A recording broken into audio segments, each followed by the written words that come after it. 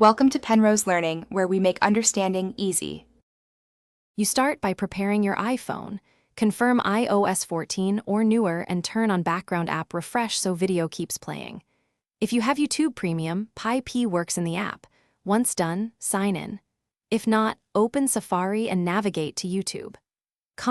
Then request the desktop site to force a PyP-capable player. Make sure sound and do not disturb settings won't interrupt playback. These steps set up the only reliable way to have YouTube floating over maps. You now create the picture-in-picture window.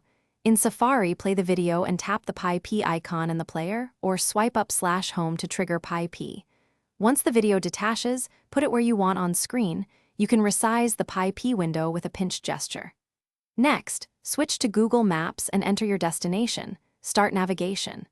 The PyP video continues playing while Maps provides turn-by-turn directions. Make sure the PyP window doesn't block critical map elements by moving it to a corner. You finish by confirming audio routing and visibility. Adjust PyP size and location so you can see upcoming turns, and set volume for both apps.